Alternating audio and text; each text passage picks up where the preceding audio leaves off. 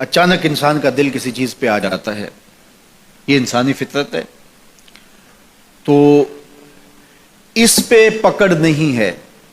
صوفیہ کہتے ہیں کہ تمہارا دل اتنا صاف ہو کہ تمہارے دل میں یہ بات بھی نہ آئے، غنا تمہیں نصیب ہو جائے، لیکن اس کے باوجود ہم بشر ہیں، کمزور ہیں، تو کسی شخص کے پاس کوئی چیز دیکھی اور للچا گیا دل اس کی طرف، اور پھر اس کو حاصل کرنے کے لیے کوشش میں، تردد میں لگ گیا۔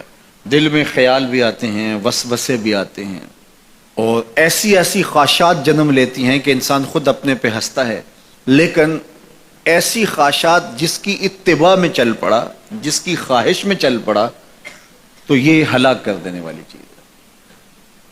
آرزو کا پیدا ہو جانا، حتیٰ کہ آرزو تو آرزو رہی، وسوسے کے پیدا ہو جانے پر بھی پکڑ نہیں ہے اگر اس کی اتباع نہ کی جائے۔ صحابہ نے حضور سے عرض کیا، حضور ہمیں ایسے وسوسے آتے ہیں کہ اگر ہم بیان کر دیں تو قتل کر دیے جائیں۔ اتنا غلیظ خیال بعض اوقات انسان کے دل کی تختی پہ آتا ہے، دماغ کی سکرین پہ ابھرتا ہے۔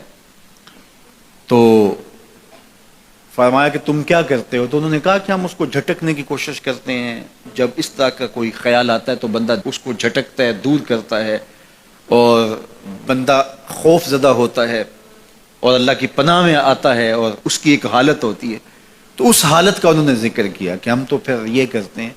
تو فرمایا کہ ذالک صریح الایمان، یہ تمہارے واضح ایمان کی علامت ہے کہ اس وسوسے کے بعد جو تمہاری طبیعت میں بے چینی اور بیزاری پیدا ہوئی، اور اس کو دھکیلنے کے لیے، اس کو خیال سے ہٹانے کے لیے، اس کو تصورات سے دور کرنے کے لیے جو تم نے کوشش کی، یہ تمہارا ایمان تھا جو کھڑا ہوا، اور تم اس سے بچنے کی کوشش کرتے ہو، تو یہ تمہارے ایمان کی علامت ہے۔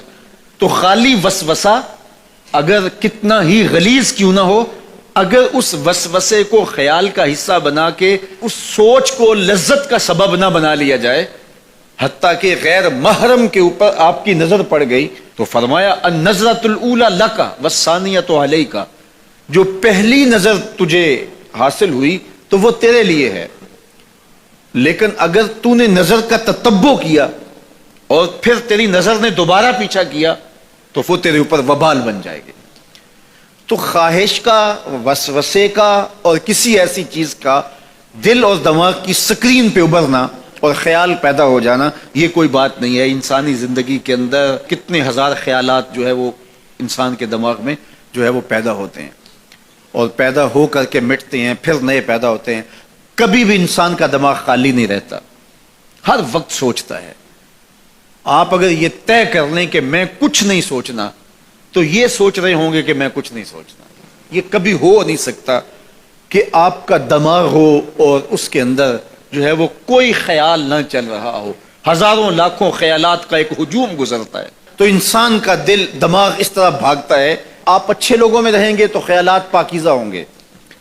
دیکھیے، آپ گندگی کے ڈھیر سے گزر رہے ہوں گے تو خیالات اسی طرح کے ہوں گے نا، اور اگر پھولوں کی روش سے گزر رہے ہوں گے، صحن چمن سے گزر رہیں گے تو خیال اس طرح کے ہوں گے نا۔ آپ جو ہے وہ کسی بازار سے گزر رہے ہوں گے تو خیال اس طرح کے ہوں گے، اور مدینے کی گلی سے گزر رہے ہوں گے تو پھر خیال اسی طرح کے ہوں گے نا۔ اس وقت آپ کے خیالوں کی دنیا کسی اور جہاں میں آباد ہے، اس لیے کہ آپ رسول اللہ کا فرمان سن رہے ہیں۔ لیکن اگر آپ کے سامنے کو گویا غزل گا رہا ہو تو پھر خیال کی وادیوں میں بھٹک کے کہیں آپ اور کھڑے ہوں گے۔ اب بات حضور کے فرامین کی ہو رہی ہے تو تصور پھر گنبد خضرا کے مکی کا ہی ہوگا نا، تصور تو پھر شہر حبیب کا ہی ہوگا۔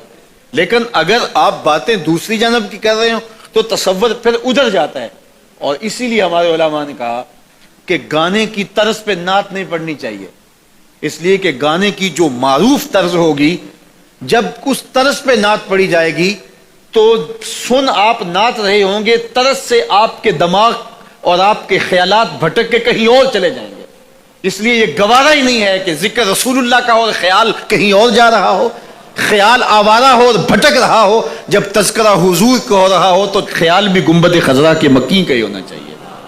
تو یہ بات ذہن میں رکھیے گا کہ یہ انسانی زندگی کے اندر انسان کا خیال بھی بھٹکتا ہے، سوچیں بھی بھٹکتی ہیں، دل میں بھی کئی کچھ آتا ہے، لیکن پکڑ اور گرفت اس وقت ہوتی ہے جب انسان اس خیال پہ اپنے آپ کو اس راہ پہ ڈال دیتا ہے. لالچ کا پیدا ہونا بھی شریعت میں ماخوذ نہیں ہے. وہ تمہارے لیے جو ہے وہ وبال تب بنے گی جب تم اس کی اتباع کرنے لگ جاؤ گے, اس خواہش کے پیچھے لگ جاؤ گے.